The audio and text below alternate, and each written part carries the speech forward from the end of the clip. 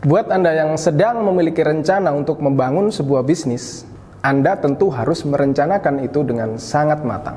Ya. Di sini saya akan memberikan gambaran mengenai perencanaan bisnis berdasarkan bisnis model Canvas. Bagaimana bisnis model Canvas?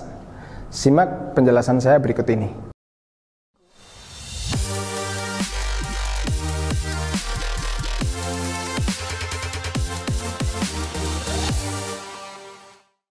Oke, jumpa lagi dengan saya Lukas Setiawan. Hari ini saya akan memberikan tips mengenai bagaimana membuat rencana bisnis berdasarkan bisnis model Canvas. Sebelum saya memulai tips bisnis ini, jangan lupa untuk like, komen, dan subscribe video-video dari The Consulting. Karena kami akan memberikan banyak edukasi bagi Anda para pebisnis di luar sana. Oke, tanpa berlama-lama, saya akan mulai materi membuat rencana bisnis. Yang pertama Anda perlu tahu adalah fungsi dari bisnis model Canvas ini adalah untuk menerjemahkan ide-ide atau konsep bisnis Bapak Ibu. Ya, jadi mulai dari idenya seperti apa, kemudian revenue streamnya, pendapatannya didapat dari mana, biaya-biaya yang dibutuhkan apa, strategi-strateginya seperti apa, itu semua bisa Anda terjemahkan dalam bisnis model Canvas. Bisnis model Canvas ini sendiri itu ada 9 poin Bapak Ibu ya. Jadi nantinya Anda perlu menjawab 9 poin dari bisnis model Canvas. Anda terjemahkan dalam ide bisnis yang Anda miliki. Yang pertama adalah value proposition ya. Value proposition ini artinya Anda mau membuat value bisnis Anda itu seperti apa sih? Jadi value proposition ini harus nantinya melekat dalam konsumen Anda. Sebagai contoh, saya sebut merek enggak apa-apa, AirAsia gitu ya. Kalau Anda ingat AirAsia, mereka akan cenderung terafiliasi dengan penerbangan harga murah. Makanya mereka punya tagline everyone can fly. Ya, itu yang saya sebut value proposition. Bagaimana untuk bisnis Anda? Anda harus menemukan value proposition untuk usaha Anda, untuk bisnis Anda, karena itu yang akan menjadi brand value Anda. Yang kedua, Anda perlu menentukan customer segment. Oke, jadi customer segment ini tujuannya supaya Anda tidak terlalu melebar dalam menentukan segmen customer. Ya, karena itu akan berpengaruh dengan yang namanya biaya promosi dan lain sebagainya.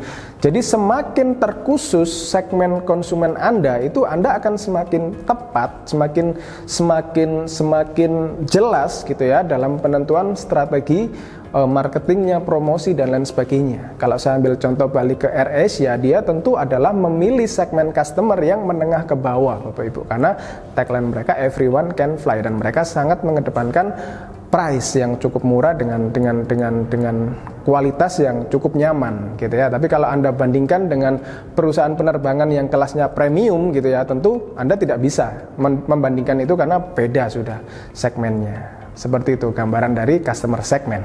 Yang ketiga adalah channel.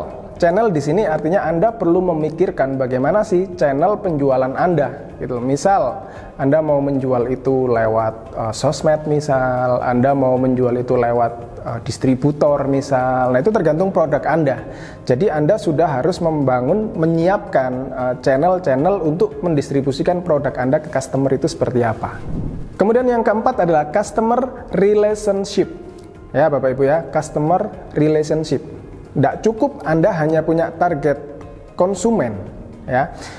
Anda juga butuh strategi untuk customer relation gitu ya, karena tentunya dalam bisnis Anda perlu berpikir bagaimana cara supaya pelanggan Anda itu puas gitu ya, mereka bisa repeat order dan lain sebagainya. Jadi Anda perlu membuatkan strategi-strategi untuk Anda bisa membuat customer Anda itu bisa relate dengan bisnis Anda gitu ya. Jadi Anda perlu siapkan strategi-strategi yang khusus terkait customer relationship. Oke. Selanjutnya yang kelima adalah revenue stream. Ya Bapak Ibu, revenue stream. Jadi dalam sebuah bisnis Anda harus berpikir pendapatan saya itu dapat dari mana saja ya. Apakah hanya dari jualan produk gitu ya, atau bisa dari endorse, atau bisa dapat dari iklan dan lain sebagainya. Anda harus sekreatif mungkin berpikir sumber pendapatan Anda itu dari mana saja. Dan nantinya itu yang akan menjadi strategi Anda dalam menjalankan bisnis Anda ke depan. Jadi jangan hanya berfokus pada satu revenue stream saja. Yang keenam adalah key activities. Ya, key activities ini artinya Anda perlu berpikir dan menuangkan gambaran bisnis Anda. Kira-kira ketika saya menjalankan sebuah bisnis, ya, apa saja aktivitas utama yang akan kita lakukan, gitu ya.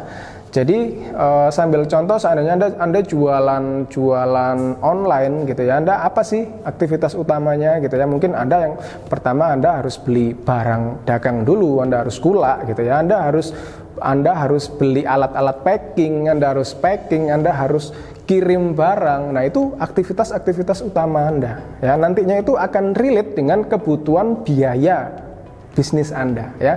Jadi sebelum Anda memperkirakan biaya-biaya yang timbul, Anda harus tahu dulu aktivitas utama dari bisnis Anda seperti apa. Selanjutnya yang ketujuh adalah key resources ya. Key resources ini artinya bahan-bahan utama yang mendukung usaha Anda ya. Kalau saya lanjut pakai contoh yang bisnis online gitu ya, Anda tentu punya yang namanya key resources. Itu misal kardus mungkin untuk packing, Anda tentu harus punya yang namanya isolasi mungkin, Anda tentu harus punya yang namanya bubble wrap mungkin. Jadi bahan-bahan utama itu juga Anda harus perhitungkan. Kenapa? Karena itu nanti akan terkait dengan kebutuhan Anda untuk order bahan misal. Akan terkait dengan kebutuhan biaya yang akan timbul juga tentunya, gitu ya. Kemudian yang kedelapan, Anda perlu berpikir mengenai partnership ya. Dalam sebuah bisnis era sekarang, kolaborasi itu sangat penting Bapak Ibu ya.